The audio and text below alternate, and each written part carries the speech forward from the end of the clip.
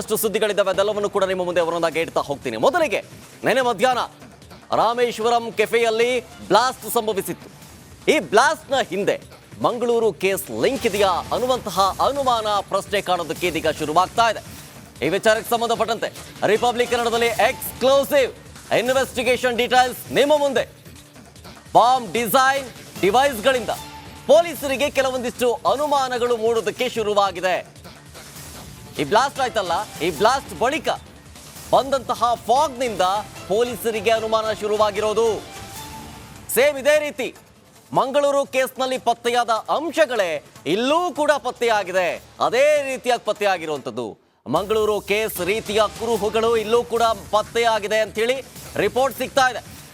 ಹೀಗಾಗಿ ಪೊಲೀಸರು ಎಲ್ಲ ಆಂಗಲ್ನಿಂದಲೂ ತನಿಖೆಯನ್ನ ಚುರುಕುಗೊಳಿಸ್ತಾ ಇದ್ದಾರೆ. ಮೊದಲಿಗೆ ಇದು ಬಿಸ್ನೆಸ್ ವಿಚಾರವಾಗಿ ಏನಾದರೂ ಸ್ಫೋಟ ಆಗಿದೆಯಾ ಅಥವಾ ವಿಧ್ವಂಸಕ ಕೃತ್ಯ ಅಥವಾ ಭಯೋತ್ಪಾದನಾ ಕೃತ್ಯದ ಪ್ಲಾನ್ ಅನ್ನುವಂಥ ಪ್ರಶ್ನೆ ಉದ್ಭವಿಸ್ತಾ ಇದೆ. ಪೊಲೀಸರ ತನಿಖೆಯಲ್ಲಿ ಮೊದಲು ಗೊತ್ತಾಗಬೇಕಾಗಿರೋ ಅಂಶ ಅಂತಂದ್ರೆ ಇದೇನೆ, ಬ್ಲಾಸ್ಟ್ ಮಾಡಿರುವಂತಹ ಉದ್ದೇಶ ಏನು ಅಂತೇಳಿ. ಹೀಗಾಗಿ ಈ ಉದ್ದೇಶದ ಬೆನ್ನಟ್ಟಿದೆ ತನಿಖಾ ತಂಡಗಳು. ಅದರಲ್ಲೂ ಬಾಂಬ್ ತಯಾರಿಕೆ ಸ್ಟೈಲ್ ಇದೆಯಲ್ಲ, ಅದನ್ನ ಮೊದಲಿಗೆ ಗಮನಿಸಿದ್ದಾರೆ. ಸೇಮ್ ಮಂಗಳೂರಿನಲ್ಲಾದಂತಹ ರೀತಿಯಲ್ಲೇ ಇಲ್ಲೂ ಕೂಡ ಆಗಿದೆ. ಆ ಫಾಗ್ ಬರುತ್ತಲ್ಲ, ಅದರಲ್ಲೇ ಆ ಫಾಗ್ನಲ್ಲೇ ಅನುಮಾನ ಶುರುವಾಗ್ತಾ ಇರೋದು. ಅದಕ್ಕೆ ಬಳಕೆ ಮಾಡಿರುವಂತಹ ವಸ್ತುಗಳ ಮೇಲೆ ಸಂಶಯ ಹುಟ್ಟುಹಾಕಿದೆ. ಶಿವಮೊಗ್ಗದಲ್ಲಿ ನಡೆದಂತಹ ಟ್ರಯಲ್ ಬಾಂಬ್ ಬ್ಲಾಸ್ಟ್, ಇಲ್ಲಿಯೂ ಕೂಡ ಅದೇ ರೀತಿಯ ಕುರುಹುಗಳು ಪತ್ತೆಯಾಗಿದೆ.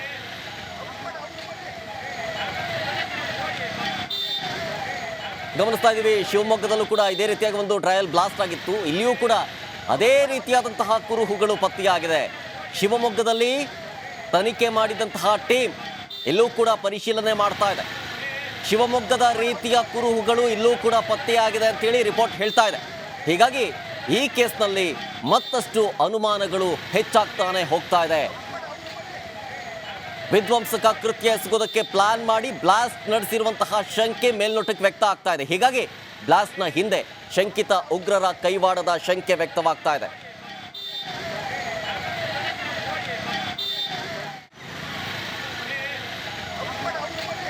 ಏನಲ್ಲ, ಮಂಗಳೂರು, ಪ್ರಮುಖವಾಗಿ ಮಂಗಳೂರಿನಲ್ಲಿ ನಡೆದಂತಹ ಒಂದು ಬ್ಲಾಸ್ಟ್, ಅಲ್ಲಿಯೂ ಕೂಡ ಇದೇ ರೀತಿಯಾಗಿ ಫಾಗ್ ಕಂಡು ಬಂದಿತ್ತು.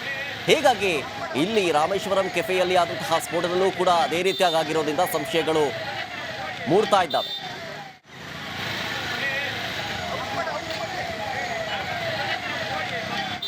ಇದ್ರ ಬಗ್ಗೆ ಹೆಚ್ಚಿನ ಡೀಟೇಲ್ಸ್ ಕೊಡ್ತಾರೆ ನಮ್ಮ ಪ್ರತಿನಿಧಿ ನಾಗರಾಜ್ ನೇರ ಸಂಪರ್ಕದಲ್ಲಿ. ನಾಗರಾಜ್, ಈ ಬ್ಲಾಸ್ಟ್ನಲ್ಲಿ ಹಲವು ಅನುಮಾನಗಳು ಮೂಡೋದಕ್ಕೆ ಶುರುವಾಗ್ತಾ ಇದೆ. ಅದರಲ್ಲೂ ಕೂಡ ಈ ಬಾಂಬ್ ಡಿಸೈನ್ ಮತ್ತು ಡಿವೈಸ್ಗಳಿಂದ ಪೊಲೀಸರಿಗೆ ಸಾಕಷ್ಟು ಅನುಮಾನಗಳು ಶುರುವಾಗೋದಕ್ಕೆ ಕಾಡ್ತಾ ಇದೆ. ಪ್ರಮುಖವಾಗಿ ಮಂಗಳೂರು ಬ್ಲಾಸ್ಟ್ ಅಲ್ಲಿ ಯಾವ ರೀತಿಯಾಗಿತ್ತೋ ಇಲ್ಲೂ ಕೂಡ ಅದೇ ರೀತಿಯಾದಂತಹ ಘಟನೆಗಳಾಗಿದೆ. ಕೆಲವೊಂದಿಷ್ಟು ಸಾಕ್ಷ್ಯಗಳು ಸಿಕ್ಕಿದೆ ಅಂತ ಹೇಳಲಾಗ್ತಾ ಇದೆ. ಈ ಬಗ್ಗೆ ಡೀಟೇಲ್ಸ್ ಕೊಡೋದಾದ್ರೆ ಖಂಡಿತ ಶರತ್, ಏನು ನಿನ್ನೆ ಬೆಂಗಳೂರಿನ ರಾಮೇಶ್ವರ ಕೆಫೆಯಲ್ಲಿ ನಡೆದಂಥ ಬ್ಲಾಸ್ಟ್ಗೆ ಸಂಬಂಧಿಸಿದಂತೆ ಒಂದಷ್ಟು ವಿಚಾರಗಳು ಹೊರಗಡೆ ಬರ್ತಾ ಇರ್ತಕ್ಕಂಥದ್ದು, ಮತ್ತೆ ಒಂದು ತನಿಖೆ ಮುಂದಕ್ಕೆ ಹೋದಂತೆಲ್ಲ ಒಂದಷ್ಟು ವಿಚಾರಗಳು ಬಹಳ ಸ್ಪಷ್ಟವಾಗಿ ಕನ್ಫರ್ಮ್ ಆಗ್ತಾ ಇರ್ತಕ್ಕಂಥದ್ದು. ಅದರಲ್ಲಿ ಪ್ರಮುಖವಾಗಿ ಏನು ಈ ಒಂದು ಬ್ಲಾಸ್ಟನ್ನು ಮಾಡಲಿಕ್ಕೆ ಎಕ್ವಿಪ್ಮೆಂಟ್ಸ್ ಯೂಸ್ ಆಗಿದೆ, ಅಂದರೆ ಬ್ಲಾಸ್ಟ್ ಆದಂಥ ಸಂದರ್ಭದಲ್ಲಿ ಬಂದಿರತಕ್ಕಂಥ ಫಾಗ್ ಇರ್ಬೋದು, ಜೊತೆಗೆ ಈ ಒಂದು ಬ್ಲಾಸ್ಟ್ ಮಾಡೋದಂಥ ಒಂದು IEDಯನ್ನು ತಯಾರಿಸಲಿಕ್ಕೆ ಬಳಸಿರ್ತಕ್ಕಂಥ ವಸ್ತುಗಳಿರ್ಬೋದು, ಇದುವರೆಗೂ FSL ಮತ್ತು ಸೋಕೋ ಟೀಮ್ ಕಲೆಕ್ಟ್ ಮಾಡಿದೆ. ಅದರಿಂದ ಪ್ರಾಥಮಿಕವಾಗಿ ಬಹಳ ಸ್ಪಷ್ಟವಾಗಿ ದೃಢ ಆಗ್ತಾ ಇರ್ತಕ್ಕಂಥದ್ದು ಏನಂತಂದರೆ, ಏನು ಈ ಹಿಂದೆ ರಾಜ್ಯದಲ್ಲಿ ನಡೆದಂಥ ಶಿವಮೊಗ್ಗ ಟ್ರಯಲ್ ಬ್ಲಾಸ್ಟ್ ಇರ್ಬೋದು ಅಥವಾ ಮಂಗಳೂರು ಕುಕ್ಕರ್ ಬ್ಲಾಸ್ಟ್ ಇರ್ಬೋದು, ಇದೇ ಮಾದರಿಯಲ್ಲಿ ಒಂದು ಬ್ಲಾಸ್ಟ್ ನಡೆದಿರ್ಬೋದು ಅನ್ನೋ ಶಂಕೆಯನ್ನು ತನಿಖಾಧಿಕಾರಿಗಳು ವ್ಯಕ್ತಪಡಿಸ್ತಾ ಇರ್ತಕ್ಕಂಥದ್ದು. ಈಗಾಗಲೇ FSLನಲ್ಲಿ ಒಂದು ಕಡೆ ಏನು ನೆನೆ ಸುಮಾರು 20ಕ್ಕೂ ಹೆಚ್ಚು ಸ್ಯಾಂಪಲ್ಸ್ಗಳನ್ನು ಇಲ್ಲಿಂದ ಕಲೆಕ್ಟ್ ಮಾಡಿಕೊಂಡು FSL ತಂಡ ಹೋಗಿದೆ. ಅವುಗಳ ಅನಾಲಿಸಿಸ್ ಕೂಡ ಶುರು ಆಗಿರ್ತಕ್ಕಂಥದ್ದು. ಇನ್ನು ಮತ್ತೊಂದು ಕಡೆ ಏನು ಬಾಂಬ್ ಡಾಟಾವನ್ನು ಒಂದು ಮೇಂಟೈನ್ ಮಾಡಲಾಗುತ್ತೆ, ಅಲ್ಲಿಗೂ ಸಹ ಇಲ್ಲಿಯ ಸ್ಫೋಟದ ಸಂದರ್ಭದಲ್ಲಿ ಆಗಿರ್ತಕ್ಕಂಥ ನೋಟ್ ಮಾಡಿರ್ತಕ್ಕಂಥ ಲಕ್ಷಣಗಳ ಬಗ್ಗೆ ಒಂದು ಮಾಹಿತಿಯನ್ನು ಕೇಳಿ ಆ ಬಾಂಬ್ ರೆಕಾರ್ಡ್ ಡಾಟಾ ಏನು ದೇಶದಲ್ಲಿ ಮೇಂಟೈನ್ ಮಾಡಲಾಗುತ್ತೆ ಅಲ್ಲಿಗೂ ಸಹ ಕಳಿಸ್ಕೊಟ್ಟಿರ್ತಕ್ಕಂಥದ್ದು. ಅಲ್ಲಿ ಆ ಒಂದು ಅನಾಲಿಸಿಸ್ ಆದ ಬಳಿಕ ನಿಜಕ್ಕೂ ಯಾವ ಒಂದು ಉಗ್ರ ಸಂಘಟನೆ ಈ ಒಂದು ಕೃತ್ಯದ ಹಿಂದೆ ಇದೆ, ಮತ್ತು ಯಾರು ಈ ಒಂದು ಕೃತ್ಯವನ್ನು ಪ್ಲ್ಯಾನ್ ಮಾಡಿದರೆ, ಯಾಕಂತಂದರೆ ರೀಸೆಂಟಾಗಿ ರಾಜ್ಯದಲ್ಲಿ ನಡೆದಿರ್ತಕ್ಕಂಥ ಬ್ಲಾಸ್ಟ್ಗಳಲ್ಲಿ ಹೋಲುವಂಥ ಸಾಮ್ಯತೆಗಳು ಇಲ್ಲಿ ಇರೋದ್ರಿಂದ ಏನು ಈ ಹಿಂದೆ ರಾಜ್ಯದಲ್ಲಿ ಇತ್ತೀಚೆಗೆ ನಡೆದಂಥ ಬಹುತೇಕ ಬ್ಲಾಸ್ಟ್ ಅದು ಶಿವಮೊಗ್ಗ ಟ್ರಯಲ್ ಬ್ಲಾಸ್ಟ್ ಇರ್ಬೋದು ಅಥವಾ ಏನು ಮಂಗಳೂರು ಕುಕ್ಕರ್ ಬ್ಲಾಸ್ಟ್ ಇರ್ಬೋದು, ಜೊತೆಗೆ ಕೆಲವೊಂದು ಶಂಕಿತರು ರಾಜಧಾನಿ ಬೆಂಗಳೂರು ಸೇರಿದಂತೆ ರಾಜ್ಯಾದ್ಯಂತ ಸಿಕ್ಕಿಬಿದ್ರು ಅವರೆಲ್ಲರೂ ಸಹ ಐಸಿಸ್ನ ಜೊತೆ ನಂಟನ್ನು ಹೊಂದಲಿಕ್ಕೆ ಅಥವಾ ಐಸಿಸ್ ರಿಕ್ರೂಟ್ ಆದ ಮೇಲೆ ಉಗ್ರ ಕೃತ್ಯದಲ್ಲಿ ತೊಡಗಿಸ್ಕೊಳ್ಳಿಕ್ಕೆ ಮಾಡಿದಂಥ ಚಟುವಟಿಕೆಗಳಾಗಿದ್ವು. ಇದು ಸಹ ಎಲ್ಲೋ ಒಂದು ಕಡೆ ಅದೇ ದಿಕ್ಕಿನಲ್ಲಿ ಸಾಗ್ತಾ ಇರತಕ್ಕಂಥದ್ದು ಬಹಳ ಸ್ಪಷ್ಟವಾಗಿ ಗೊತ್ತಾಗ್ತಾ ಇರ್ತಕ್ಕಂಥದ್ದು. ರಂಜಿತ್. ಎಸ್ ನಾಗರಾಜ್, ಹಾಗೆ ಹೊಳ್ಳಲೇರಿ ಮತ್ತೊಂದು ಅಪ್ಡೇಟ್ ಸಿಗ್ತಾ ಇದೆ.